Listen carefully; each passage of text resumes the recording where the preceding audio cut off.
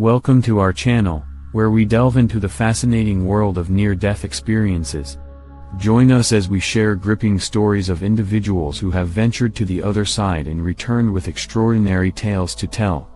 Get ready to be captivated by these awe-inspiring accounts of life beyond our earthly realm. Sit back, relax, and enjoy the enlightening journey ahead. Hello, my name is Roger. My experience is so special that I don't know where to start. It would take hundreds of pages like this one. Here, I'll try to explain it in a very condensed way. First, things started to happen a couple of months before the accident, seeing dead people, hearing voices. Just as I would go to bed, laying down and relaxing but not asleep. It would take many pages to explain this portion, so I'll go straight to the day of the accident, September 3, 1990, at 3:15 in the morning local time. I was coming back from Quebec City. My friend was driving my car.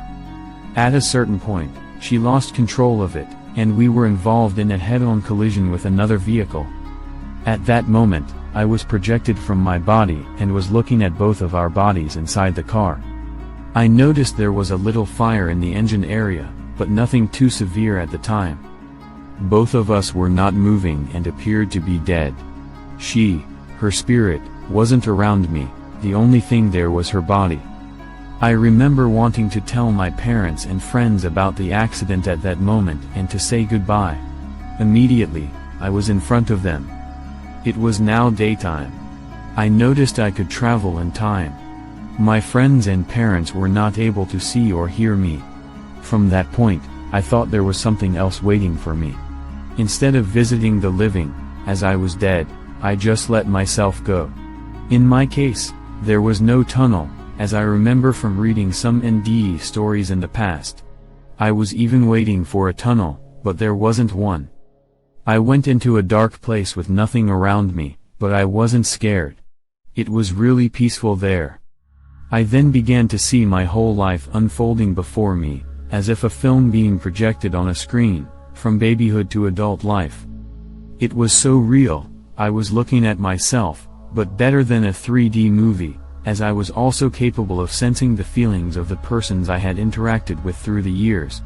I could feel the good and bad emotions that I made them go through. I was also capable of seeing that the better I made them feel and the better the emotions that they had because of me, the more karma I would be given. Some type of karma, and the negative emotions would take some of it back, just like a type of bank account. But here, it was like a karma account. To my knowledge, the more karma that I got would give me permission to access a better area or a better place somewhere. It was the knowledge I had. Then, at the end of the live presentation, everything went black for a while, almost like in a real movie before they turn on the light. I then understood through this knowledge that I deserved a place in what we call heaven, without knowing what it would be like or what heaven was. I felt a wonderful feeling of peace, which became stronger and stronger. It was such a nice feeling.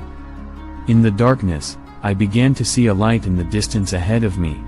I was attracted to it, but I remember thinking that I could also go away from it or even go back.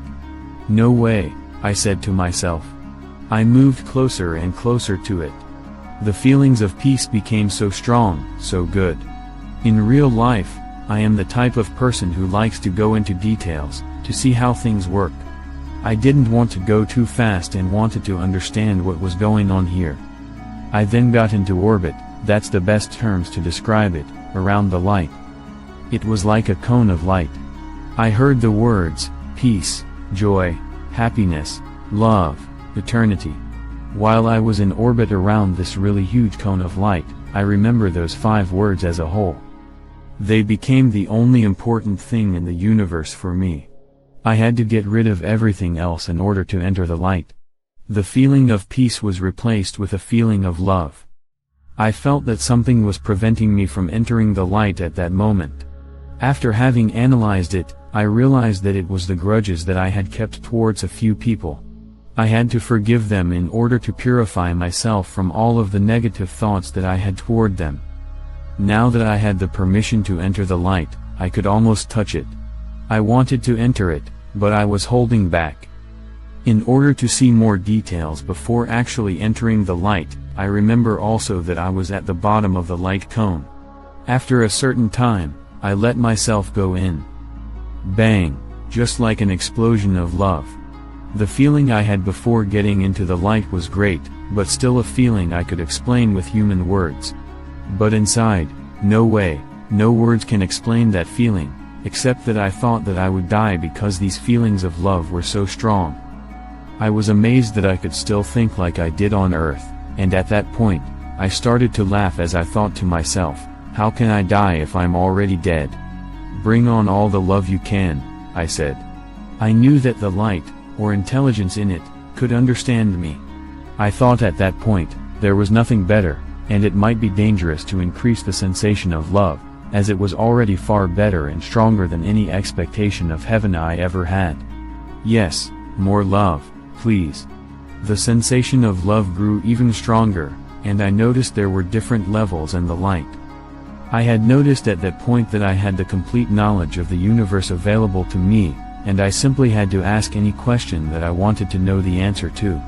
Awesome, I thought. My first question, is there life elsewhere? I guess you know the answer to that. If you don't, it's a big yes. My second question, are there many planets that have more superior life forms than we have on Earth? The answer was, thousands of planets have a higher evolution than we know on Earth. My third question, are there many planets with a lower evolution than Earth? Yes, there are thousands of those as well. My fourth question, can I see what it looks like on a planet with a higher evolution? In an instant, I was there, on another planet. I was able to see my body there as well. I couldn't see my body in the light. I was in the presence of people and was able to talk to them. This is wonderful, I thought. They were amazed to see me in front of them. I was in some sort of city with flat ground. There were buildings with no windows or doors, just like big boxes. They had a special way to enter them, but it wasn't very important for me to know it. We weren't communicating with voice but through the mind, telepathically. I was able to understand each word in French to me, and while I was talking, I knew I was using another language with them. This was all done automatically. They were asking me where I come from. They wanted to see in my mind the stars I could see from my planet. The result was good. They were also asking me where on Earth I was born, what was the area like, and what I liked to do on Earth. I told them I was born in a village called Kaplan, and that I like scuba diving in Port Daniel and Newport, Quebec.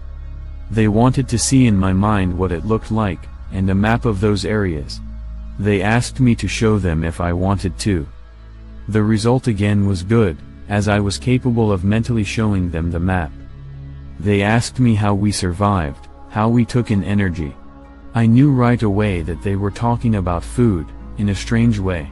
I told them about the plants that we eat on Earth, and then they said, "Are you eating what used to be alive?"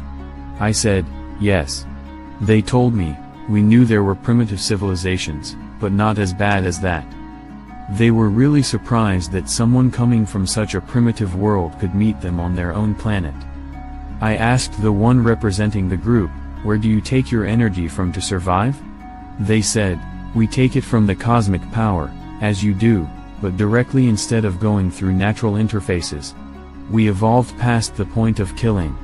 I also asked, "Do you sometimes travel to other worlds?" The same one said, "Yes, we do," and showed me a spaceship, almost like an airplane but without wings. I asked him, "What kind of energy are you using to travel so far?" He said, "We are using a gravity generator to get almost unlimited speed." I talked about the problems we had on Earth with great acceleration due to the gravity forces involved. He said, "Our gravity generator affects the entire spaceship, including the people on board, so there's no gravity force affecting passengers or crew." I remember, by the way, that physically they were shorter than us and walked slowly compared to us. Also, they didn't have any hair. They had a strange uniform which molded to their skin as if it were part of it. It was hard to tell where it began and ended. They told me, We might go see your planet sometime in the near future, but it is very far from here. I said, no problem, but be careful. I said my goodbyes and thanked them for the information. I walked away from them, and that night I took the time to look at the stars. It was nothing like on Earth, and there also wasn't any moon. But the sky was beautiful with lots of stars. A few years later, some local people, including a couple of policemen, saw a UFO in Kaplan, Port Daniel, and Newport, all on the same night, the same description, at the same time, in different villages. It has been reported in the local newspaper. It has been described as something that looks somewhat like the Concorde plane without wings, but made no noise, not a sound in the air, and was seen only a few feet from the ground and not moving for a while. At that time, I was living in Montreal, more than 500 miles away from there. Getting back to my story, after looking at the stars from that planet, I decided to go back to my origin and the origin of everything, the light. What a fantastic trip, I thought. When I think about humans having a hard time reaching the moon and coming back, to me now, going to the moon was as simple as crossing the street, and going to a planet about 100 light years away was as simple as going to the next village. While being in the knowledge level of the light, I asked, can I see less evolved planets in a flash? I was on a primitive planet. There were some primitive cavemen, full of hair, chasing strange animals, really big ones. I tried to communicate with them, but with no results. They couldn't see me nor hear me. It wasn't too interesting there, so I decided to go back to the light. I learned while I was back that we could not interfere with primitive worlds, and it's the main reason there's a great distance between planets, to act as a buffer, preventing us from reaching the other worlds, as it could be very dangerous to their evolution, since they must go through it by themselves, as we need it to ourselves. In the next life, we humans will be reincarnated on another, more evolved planet, because there's a minimum and a maximum evolution permitted on Earth, and past that point, the most evolved and intelligent person on Earth will become the less evolved and the most primitive person on a more advanced world. I then began asking some questions regarding Earth. When will life as we know it now end? Answer: sometime after the year 3586. What will happen then? I saw something real big was coming, either a comet or an asteroid. Humans were still here on Earth at the time. There was total panic. They will not be able to spot it quickly enough to avoid it. I took some time to look here and there in the nearest future. I wasn't able to bring back exact years nor time, as it could affect what should happen for our own evolution. I know, as I told my story to some people after 1990, the year of the accident, that there will be many conflicts involving the United States. I remember that it will start right in New York City a few years from now. I had no information that it would be the World Trade Center and what year exactly, but was sure it was New York City, and that all the people of Earth would be aware of what had happened. It's now part of the past, 9/11. After that, the East Coast mainly will be affected. There was a major city in the north-central state that would also be affected. Almost nothing to the West Coast would be affected because of that, as I am sure of it. I'll never move to a major city on the East Coast, even if some company were to entice me with a very good six-figure salary to begin with. I remember I had all the dates and exact times of every event in each city. I said to myself, now that I am dead, I can't change anything anyway. I went to the end of the conflict, even more frightening because of the conflict with different countries and less investment in space research and NASA. No one can see something happening and approaching Earth, some small asteroid but big enough to cause substantial damage on Earth. The good news in all that is that because of this event, all nations will stop all their conflicts and try to work together instead of fighting each other. But it will be too late to avoid what could have been avoided. Starting from that point, the different nations will realize the stupidity of war and will work together for many years to come. There will finally be peace on Earth, but millions of lives lost which could have been avoided. I know this is not too far away in time. Getting back to some more positive things, I went to a higher level into the light.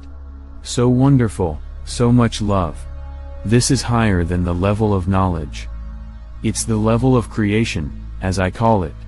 Everything becomes possible, creating physical things and sharing the creation level with God.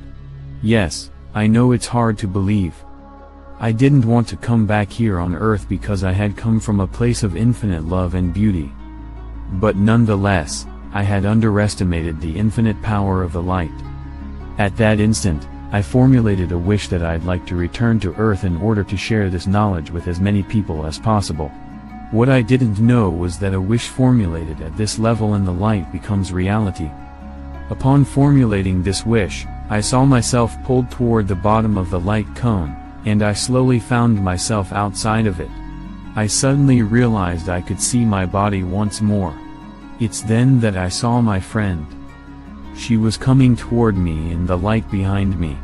She was dressed completely in white, like a bride, not walking but as though floating. I had the impression that I was on my friend's path, as she was slowly moving toward me. I was going to bump into her and instinctively raised my arms to prevent this. She did the same. As we came closer together, our hands touched, and I was astonished at the flashes and sparks of light emanating from them as the members of our bodies fused together. It's when our brains fused that we could read each other's thoughts perfectly, without any possibility of error. This was despite the tremendous speed at which this took place. It's here that I made her realize that we're not using speech but telepathy, and I wanted to make a test, to see if at this point we can still use speech.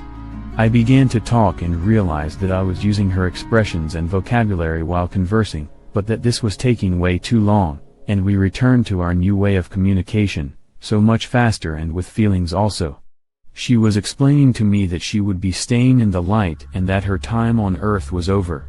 She knew that I, however, was returning to earth and would never forget this experience. As it was so much better than what we had known physically, the feelings of love were growing weaker and weaker, and I could now see the wider scope of everything on earth: wars, greed, anger, racism, etc. I was very much saddened by it all. Suddenly, I was back in the car, flames leaping all around. I turned and saw a friend's body and knew beyond doubt that she no longer inhabited it. The light gave me just enough time to exit the vehicle before the flames would reach me. An autopsy was performed on my friend, and it concluded that she died before the flames got to her.